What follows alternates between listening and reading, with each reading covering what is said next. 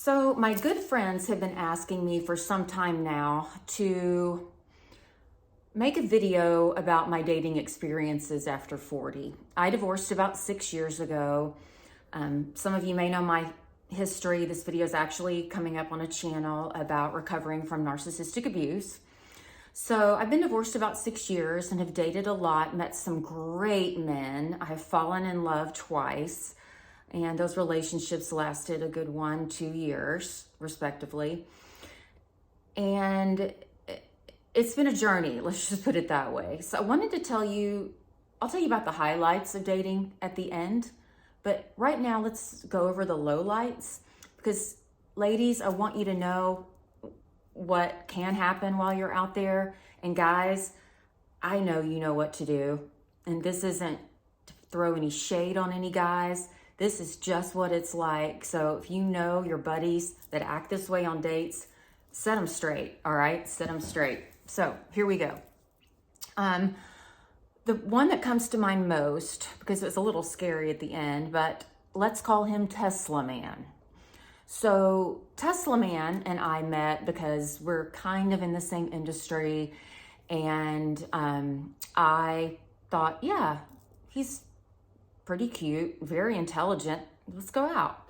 So we went downtown, and I live in Dallas. We went downtown into this rooftop bar, had a great time. I had a drink. He had like 4 beers. So then we went to dinner, and it was this, not my choice. You guys, I'm pretty laid back. I'd rather go eat Tex-Mex, but it was this, just like swanky place, right? One of the top ones in Dallas that people go to. And it was very quiet and very formal. And I'm going to make a long story short. By the end of the dinner, he was banging his fist on the table while he was regaling me with stories from his childhood. And all of the diners around us are looking and getting very, very quiet. So I'm like, hey, why don't we go? It's been a long night. And we finally wrap up. He pays for dinner, and nicely done. And we go to get in his car. And I'm like, hey, why don't you let me get the Uber? Just leave your car here and I can bring you back tomorrow. And he said, oh, no, my Tesla can drive us home. So what I thought at the time, because this was a couple of years ago, was that his Tesla was driving us home. Yes, it was keeping us in the lane by buzzing and making sounds, but that technology, according to one of my good friends, did not happen until recently. So, and the next day, to top it off, he called and I said, hey, listen, I just don't think we're a match. I really, really appreciate you, and you're smart and successful. You'll be great in life. And he then got my Venmo by, I guess, searching for it, and sent me a Venmo for half the dinner bill. There you go. Okay, then there was another one, and I'll speed up some of these. His name was Angry Man, and he was this guy that was always angry, and he wore a visor here, and his hair would stick up out of the visor. And he was the dad of a friend, of one of my son's friends, and divorced for a while too. And I thought, sure, we can go out. But when I saw him get so angry just at the small things, I was like, I am out of here. So so just be careful about that, right? And then this is a good one. So I went out with this guy, and I had met him is when I was on Match.com. Online dating's tough. Let's just put it that way. It can be a ton of fun. You meet all kinds of great people, but you can also, there's a lot of misrepresentation if you're not careful to really vet beforehand. That's a whole nother video, by the way. So I go out with this guy. I'm like, oh, wow, handsome. Again, seemed very intelligent, knew how to talk to a woman, seemed very polite on text and then a couple of phone calls. So we meet and we schedule a place to meet. I'm walking through this restaurant and I keep looking for this guy. And I'm like, did I get stood up? And then I call this guy Catfish Guy. You'll see why. And then this gentleman stands up, and he's about 20 years older than his pictures. So we sit down, and he's also a calamari guy. So we sit down and have a drink. I'm always nice. It doesn't matter who, when, where, what, unless someone's abusive, then I'm going to leave. And he proceeds to order calamari, and it was late. I'd already eaten. He's like, you have to try this calamari. And I'm like, no, I'm good. I just brushed my teeth. It'll make my margarita taste funny. He goes, no. And he got the bartender to come over, and he goes, tell her, and he's putting the fork in my face, tell her she needs to eat this calamari. And I'm like, okay. So I get a little piece, not off the fork, but off the plate. He's like, no. And he dips that fork in sauce. There's sauce dripping everywhere. And he's like, you gotta eat this. So I ate that. I was like, okay, I really have to go. I have a kiddo at home. And my son doesn't need me to be home. He's a teenager. But I said, I have to get home for the kiddo. So he pays the bill. He walks me to my car. He goes, so I really enjoyed that. How about another date? I think you're very special. And I was like, well, I think you are too. I said, I just don't think we're a match. And he was like, why not? Why not? Why not? Why not?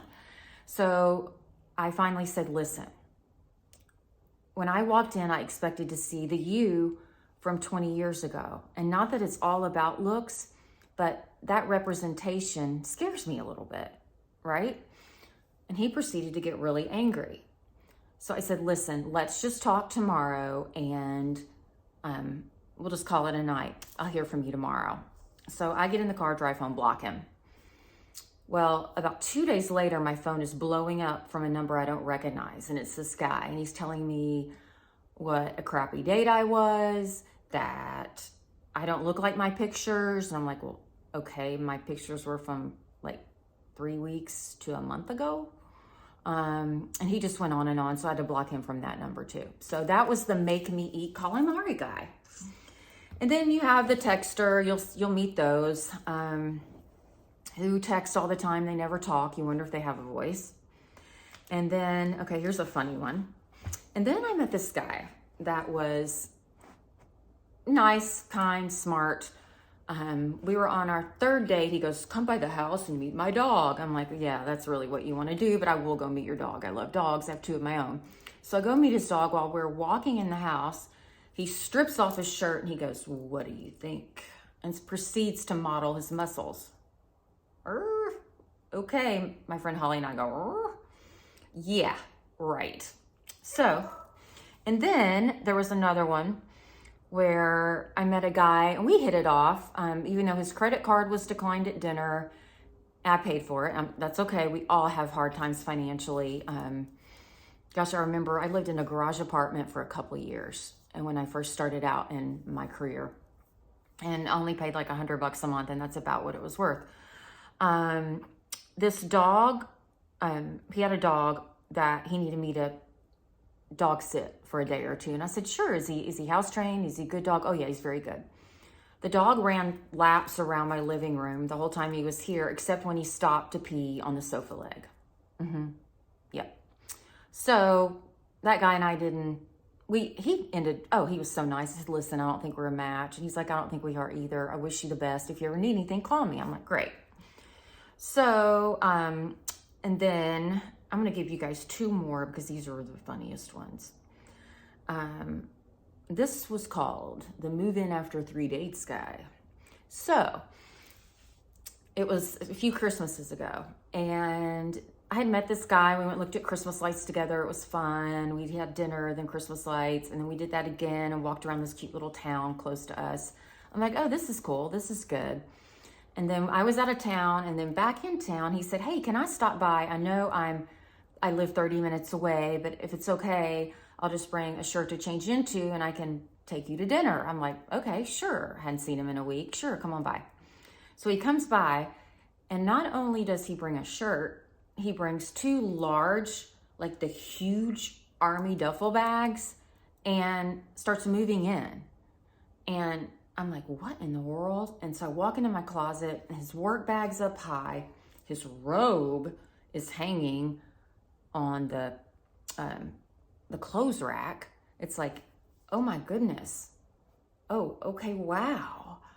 And so I talked to him, and he got his feelings hurt. I'm like, I am not ready for that.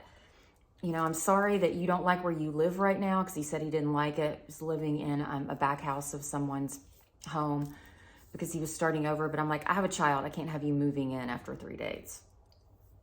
So, and then the last one was a guy that was super funny and kind, but this was his idea of a date.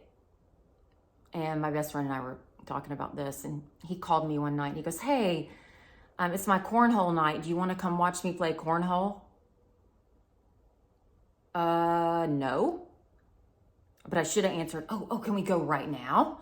Oh my goodness. But I was like, no.